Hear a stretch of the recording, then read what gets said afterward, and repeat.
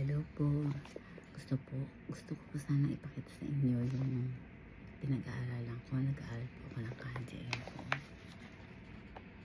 Nag-aaral po ako sumunod ng kanji. Ayan.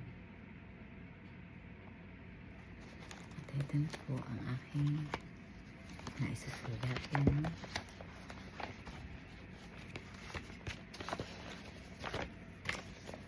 Nag-umpisa po sa madali. Tapos, ayan.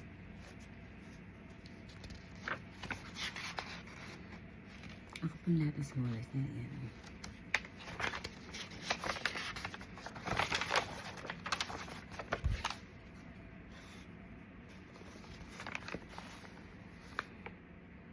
Mahirap po magsulat ng kanji.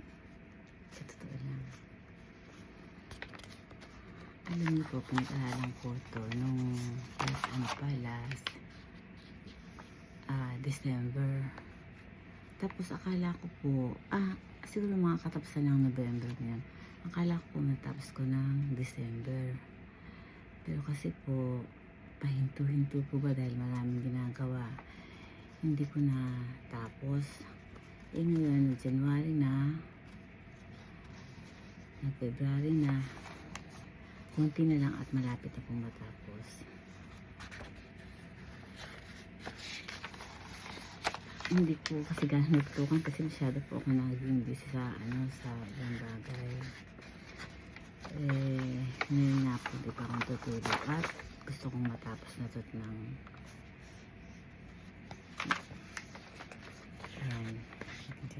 ilan na lang po, ito na lang siguro mga 5 pages lang po or 4 pages. Konti na lang po, matapos ko na. Nandito na po ako ito na po yung natapos ko. Wala kasi malas ko na.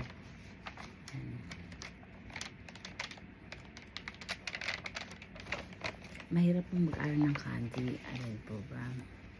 Pero kailangan po siyempre matuto tayo mag-aral ng kanji para makasabay tayo ng kaunti sa kanila, sa mga Nihonjin, sa mga Japanese. Kailangan po makasabay tayo, kaya kailangan mag-aral din po tayo ng kanji. Bagamat mahirap sumulat, saka talagang kumbaga sa edad natin, malabo na rin mata natin. Nandito tayo sa Japan, dito tayo namumuhay. Kailangan talaga, ito late na nga po yung pag-aaral ko. Dapat nang pa pong habang nag-aaral ng kanji yung anak ko, sinabayan ko sana. Di sana ang dami ko lang nalalaman. Kaya sayang din yung mga nakarang araw. Kaya ang payo ko doon sa mga halimbawa yung bang may mga anak na halimbawa nag grade 1, mga ganyan. Tapos ang nanay niya Pilipina, sabayan niyo po ng pag-aaral ng kanji at kahit sa isang araw mga 2 walang matutunan niyo. Pagdating po ng panahon, pagka 10 taon na kayo, ang dami nang malamang kanji, di ba?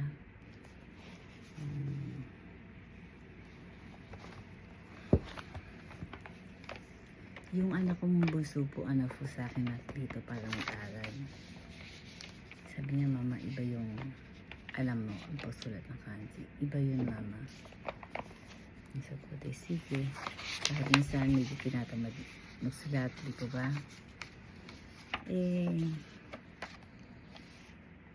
Ano ko na rin, kumbaga sa parang hobby, yun lang po iniisip ko, hobby. May hobby ka na, may natutunan ka pa. Di ba ba?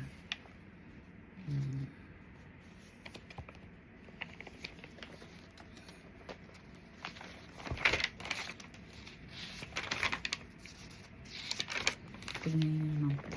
Ayan po ang kanji nila. Ayan po. Di ba ba? Ayan po. Ang hirap-hirap.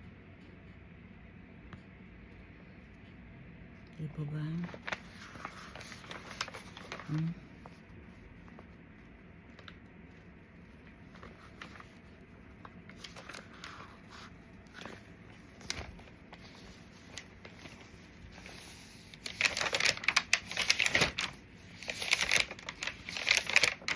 Alam ko pag natapos ko ito, matutuwa yung akin bunso. Yan po ang kanji yan. Hmm. Hmm. Hmm.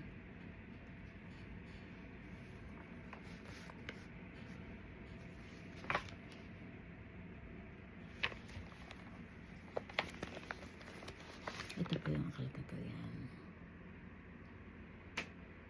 Kanji Renshu.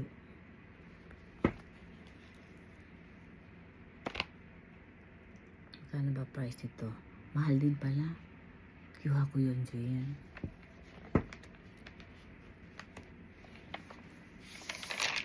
Sige, price ito sa inyo kung ano ito sa ito ng kanji. Tingnan na lang ito.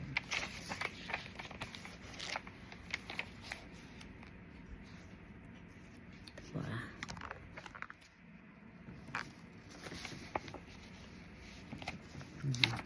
Alisin natin yung aking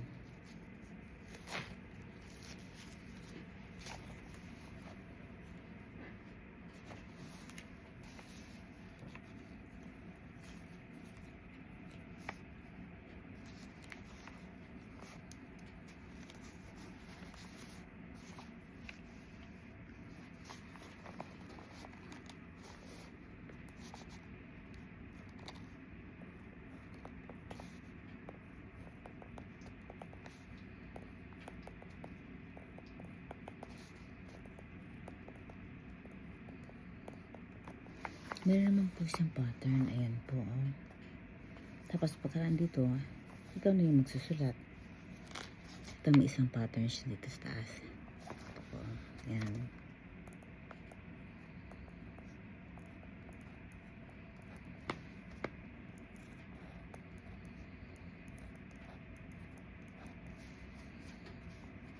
Ang basa po dito ay Dai Tai atau Kuchi.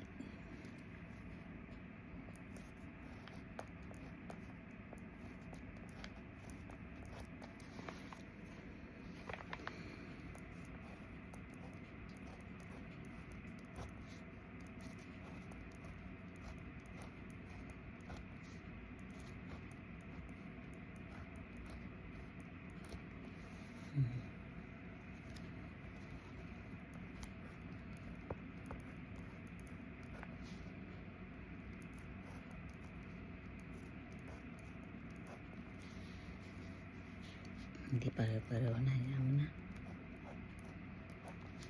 Kambali ito.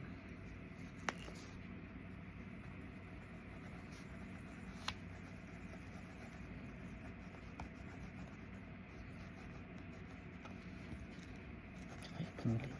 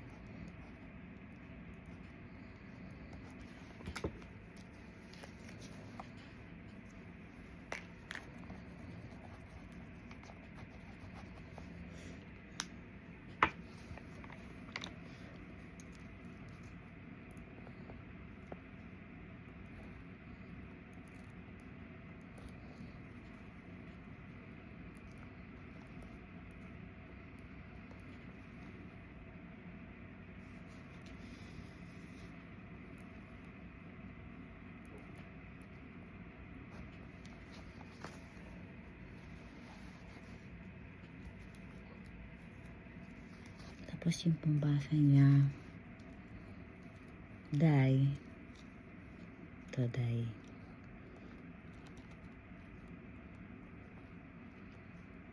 Ito po ang tinatawag na katakana. Tapos, Tai.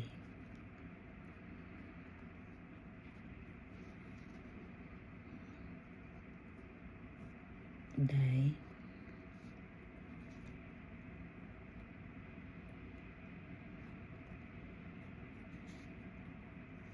Tai.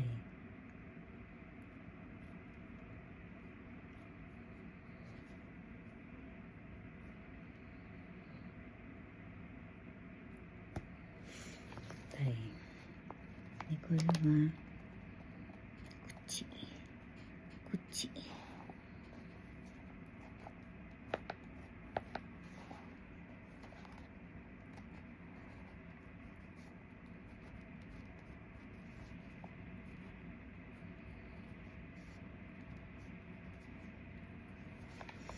Okay.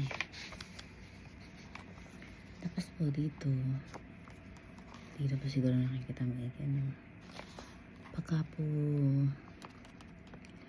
pinagsama itong kanji na to, tsaka itong kanji na to, ang magiging basa po ay taifu. Ito po kasi tayana. Tai ang basa dito. Tai yan, tai. Nikori wa fu. Taifu. Taifu. Ibig sabihin bagyo. Kore na. Kore to. Kore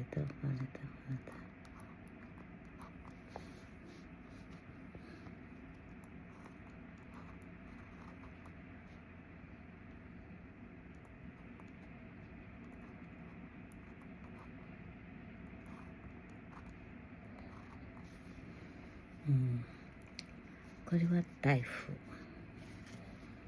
Taifu.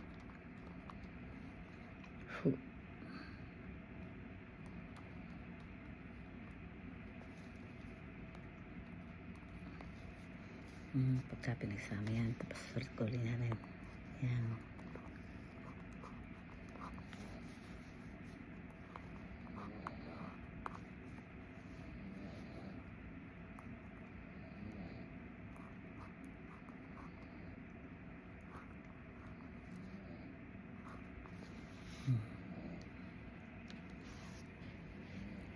Hirap po, no? Sige po.